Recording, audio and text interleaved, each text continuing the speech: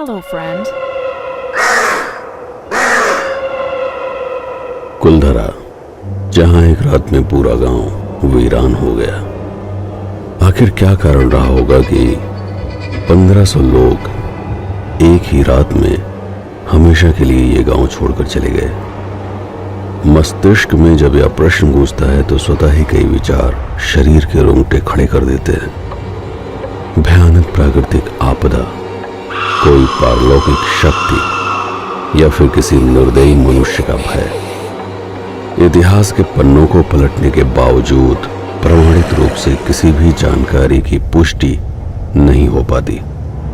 इस वीडियो को बनाने का उद्देश्य उन सभी संभावनाओं पर विचार करना है जो यहां पर रहने वाले स्थानीय लोगों, इतिहासकारों, लेखकों एवं तर्कशास्त्रियों के द्वारा आकलन किया गया है। पहली संभावना, सूखा। राजस्थान के जैसलमेर रेलवे स्टेशन से राष्ट्रीय राजमार्ग 11 पर लगभग 20 किलोमीटर दूर एक गांव है, कुलधरा।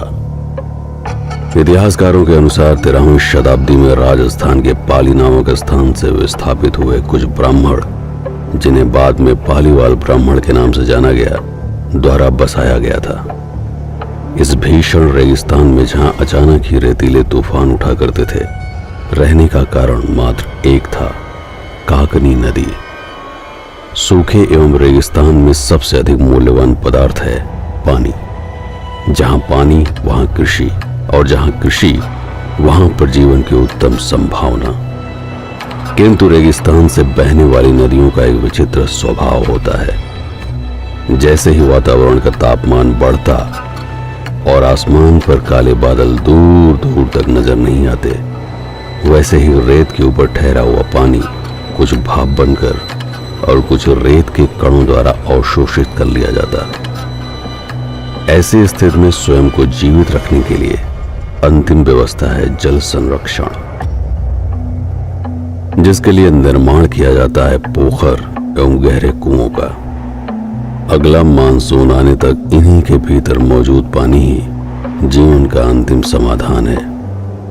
किंतु 700 सालों में क्या ऐसा सूखा पहली बार पड़ा, जिसके कारण लगभग 500 परिवारों को एक ही रात में किसी अज्ञात ठिकाने के लिए विस्थापित होना पड़ा।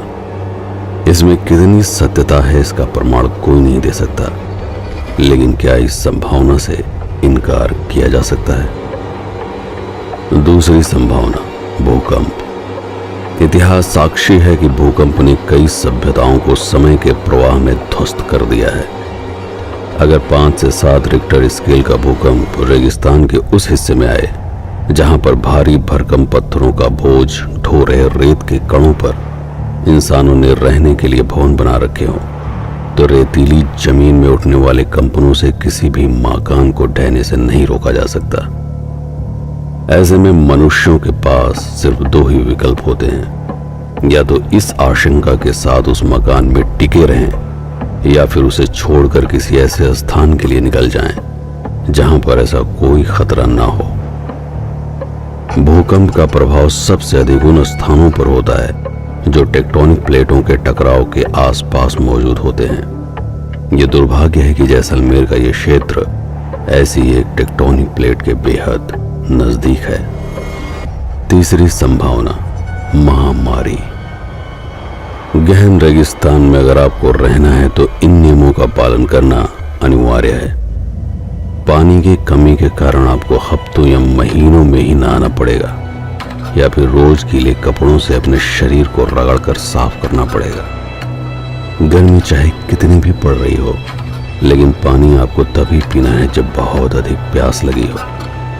इन चरम परिस्थितियों में कई तरह के जीवाणु एवं फंगस सक्रिय हो जाते हैं, जिनसे कई तरह की बीमारियां जन्म लेती हैं। रेगिस्तानी बुखार, खुजली, चमड़ी का कैंसर, माइकोटोमा, लिशमनियासिस, हैजा आदि। इसमें से कोई भी बीमारी जब महामारी बन जाती है और पूरे समाज के लोग इससे प्रभावित होने लगते हैं, तो क्या यह निर्णय लेना उचित नहीं होगा कि इस स्थान को ही त्याग दिया जाए? चौथी संभावना, पारलौकिक शक्ति। जिस तरह से मनुष्य ने ईश्वर को नहीं देखा, फिर भी उसके अस्तित्व को स्वीकार किया जाता है। उसी तरह ईश्वर का विपरीत रूप एक नकारात्मक ऊर्जा, जिसे देखा तो नहीं जा सकता लेकिन आभास अवश्य किया जा सकता है। हर उस स्थान पर नकारात्मक ऊर्जा का प्रभाव माना जाता है जहां प्रकृति स्वयं किसी सजीव के निर्माण का विरोध करे। संभव है कि 700 सालों से लगातार जमीन पर खेती करने से उसकी उर्वरक क्षमता कम हो गई हो। यदि पोषक तत्वों की कमी होगी तो महिलाओं में गर्भ धारण करने की क्षमता और शिशु के जन्म लेने के समय उसके जीवित रहने की संभावना भी घटती जाएगी। संभव है कि गांव में बड़े पैमाने पर महिलाओं में बांझपन एवं गर्भपात की घटनाएं देखी गई हों। प्राचीन काल में ऐसी घटनाओं को कुल देवता या कुल देवी के नाराज होने से जोड़कर देखा जाता था, जिसका समाधान पशु या मानव बलि देकर कुल देवता को प्रसन्न करना या फिर उस स्थान को अभिशप्त मानते हुए सदैव के लिए उसका परित्याग कर देना ही उचित माना जाता था। पांचवी संभावना, किसी मनुष्य का भय। 1899 में प्रकाशित पुस्तक तवारीख जैसलमेर के अनुसार पाली नामक स्थान को छोड़ने के बाद कुलधरा को जिस ब्राह्मण ने बसाया उसका नाम था कधान। इसी वंश के लोग हमेशा इस गांव में मुखिया के रूप में चुने जाते रहे। 700 सालों से प्रचलित इस प्रथा में तब तक कोई व्यवधान नहीं आया जब तक इस वंश में पहली बार एक सुंदर स्त्री का जन्म हुआ, जिसे मुखिया के रूप में चुने जाने पर विवाद उठा। विवाद का निपटारा करने के लिए तत्कालीन राजा के मंत्री सलीम सिंह ने हस्तक्षेप किया। स्त्री की सुंदरता से मोहित होकर सलीम सिंह ने विवाह का प्रस्ताव रखा, जिसे अस्वीकार किए जाने पर उसने लगान बढ़ा दिया। सिर्फ इतना ही नहीं बल्कि किसी न किसी बहाने से इन लोगों को प्रताड़ित किया जाने लगा। आसपास रहने वाले ग्रामीण लोग ऐसा मानते हैं कि इसी कारण विवश होकर सभी पालीवाल ब्राह्मणों ने गांव को छोड़ देने का निर्णय लिया। दिन में रेगिस्तान की गर्मी में अधिक दूर तक जाना संभव नहीं था, इसलिए गांव को त्यागने के लिए उन्होंने पूर्णमासी की ठंडी रात का इंतजार किया। इस तरह एक रात में यह पूरा गांव हमेशा के लिए वीरान हो गया। 13वीं सदी से लेकर 19वीं सदी यानी लगभग 700 सालों तक इस गांव को पालीवाल ब्राह्मणों ने जीवंत रखा।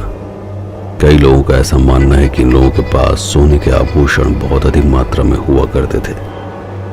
रेत के नीचे गड्ढा खोदकर जिसे छिपा कर रखा जाता था।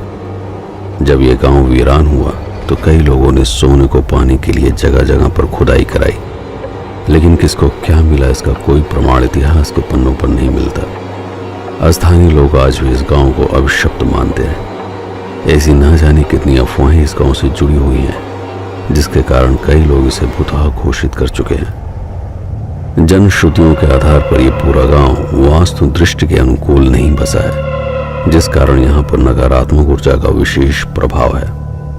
क्योंकि पालीवाल ब्राह्मण किसी की मृत्यु होने के बाद उनकी लाश को जलाते नहीं थे, बल्कि गांव के बाहर बने शमशान में ही दफन कर देते थे। इसलिए ऐसा कहा जाता है कि आज भी इस गांव में बुरी आत्माओं का वास है। इस जगह को विशेष बनाने के लिए अफवाहों को इतना ज्यादा तोल दिया गया कि लोग ये भी दावा करते हैं कि जो भी इस गांव की सच्चाई को जानने के लिए यहाँ पर रात भर रुका, अगले दिन उसका नामो निशान तक नहीं मिला। निसंदेह इस तरह की बातें सुनकर इस स्थान को देखने, यहाँ पर जाने की इच्छा उत्पन्न होना स्वाभाविक है। कारण कुछ भी हो, लेकिन कुलधरा एक ऐतिहासिक धरोहर है जिसका संरक्षण करना भारत सरकार की जिम्मेदारी है।